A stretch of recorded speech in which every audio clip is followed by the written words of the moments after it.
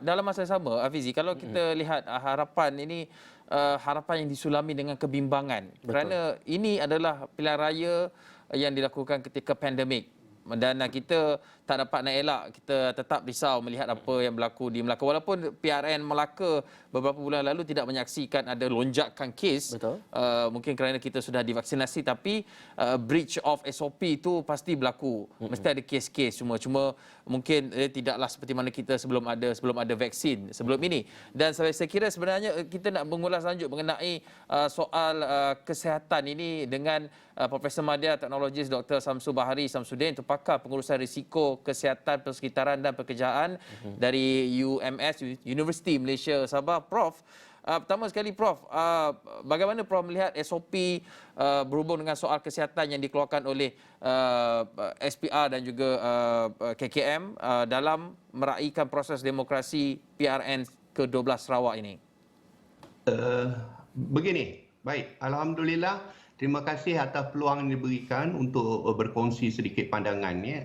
Jadi pertama saya nak ucapkan tahniahlah kepada ahli keluarga, rakan kita semua, rakyat Sarawak yang hari ini akan melaksanakan tanggungjawab mereka dalam meraihkan demokrasi dalam negara dengan menjalankan pilihan raya negeri ini. Dan saya difahamkan dengan SOP-SOP yang telah disyorkan oleh pihak SPR dan juga KKM yang menunjukkan bahawa ini merupakan pilihan raya negeri yang kedua selepas fasa kita fully vaksinasi selepas Melaka. Jadi Sarawak merupakan negeri yang kedua. Jadi saya rasa persiapannya agak lebih teliti. Cuma kalau boleh SOP-SOP yang dikeluarkan itu perlu disegerakan. Mungkin yang kali ini kita rasa agak lambat untuk dikeluarkan di situ. Ya, Fizi. Baik Prof, kalau kita lihat kerisauan orang ramai adalah ataupun kerisauan masyarakat sendiri adalah bukan pada hari untuk membuang undi itu mungkin risiko penularan COVID-19 itu mungkin kurang. Tetapi disebabkan oleh kempen ini apabila ada datang rumah ke rumah dan SPR juga telah membenarkan 64 don dibenarkan untuk berkempen secara bersemuka. Jadi kita nak melihat juga kepada SOP ini. Kelonggaran telah pun diberikan untuk don-don yang mungkin kurang mendapat akses kepada internet dan sebagainya.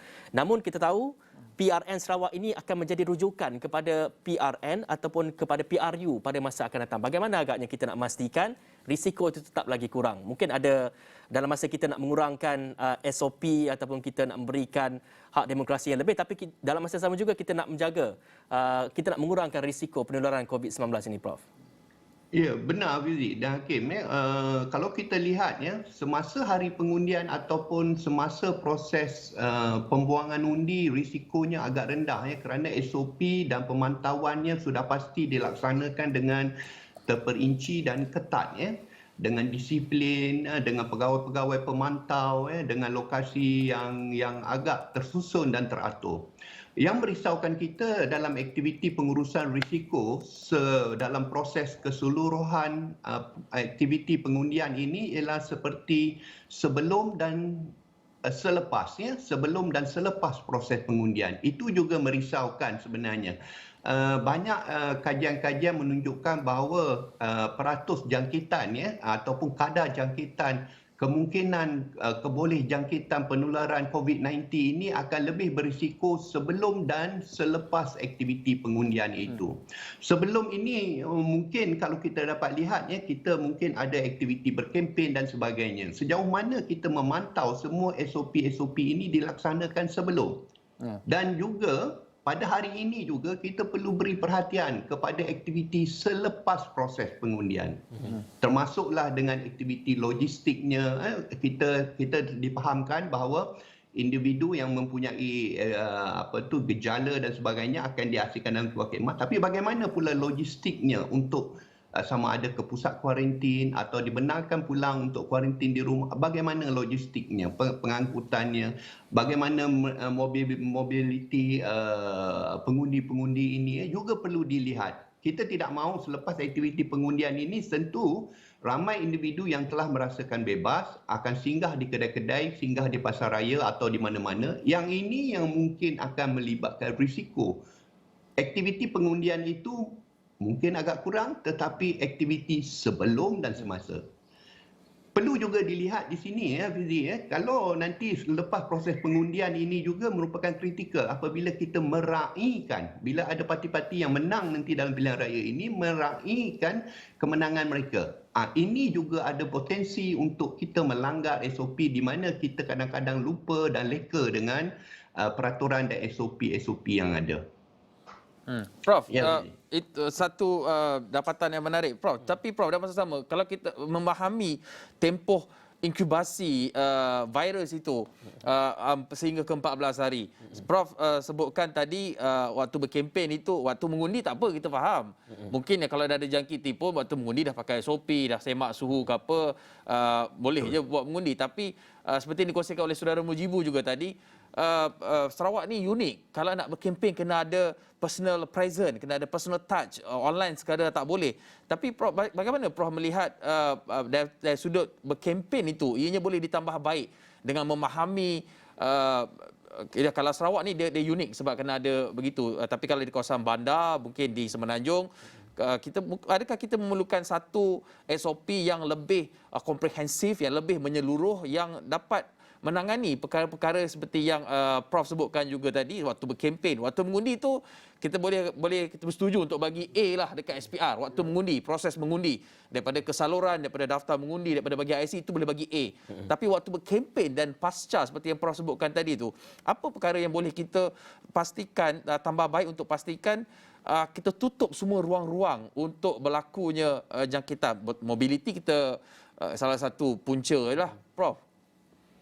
Baik, begini, mungkin kita boleh cadangkan sebab ini juga merupakan salah satu perkara baru ya dalam mana-mana negara sekalipun melaksanakan aktiviti demokrasi pengundian secara fizikal begini, secara face to face dan cara fizikal ini merupakan salah satu aktiviti yang baru. Mungkin banyak negara yang belum ada pengalaman ya untuk kita jadikan sebagai rujukan. Tetapi dari segi pengurusan risiko mungkin tidak salah bagi negara kita ya untuk mencuba mempelbagaikan aktiviti ataupun teknik kaedah berkempen itu. Kita tahu sekiranya tidak boleh bersemuka dan sebagainya, kita nak kurangkan risiko, mungkin kita boleh gunakan talian internet. Tapi ramai yang mungkin akan mengatakan di Sarawak contoh dia di kawasan pendalaman dan sebagainya, tiada capaian talian internet. Mengapa kita tidak gunakan flyers ataupun talian radio dan sebagainya? Apa juga guna platform-platform interaksi, komunikasi yang ada, kita perlu kreatif dalam melaksanakan aktiviti ini. Jangan kita terlalu berpegang kepada satu norma atau satu cara saja iaitu bersemuka. Ingat, komunikasi itu tidak semestinya dengan bersemuka, kita juga boleh lakukan dengan tanpa bersemuka. Dengan pelbagai cara sekalipun, kita gunalah kreativiti di sana. Ya. Inilah yang sebenarnya menjadi anjakan paradigma antara satu fasa kepada satu fasa yang baru. Ingat, kita masih lagi di fasa endemik, fasa pandemik dan kita menuju ke fasa endemik. Ini yang kita katakan tadi, kepelbagaian. Saya sering juga mengutarakan idea seperti menjalankan proses pengundian secara online, digital dan sebagainya. Itu mungkin agak sesuai di kawasan-kawasan yang ada capaian internet. Tetapi bagi saya itu tidak menjadi juga alasan sekiranya banyak kawasan-kawasan pendalaman yang tanpa internet. Ini menunjukkan bahawa semua pihak harus bekerjasama.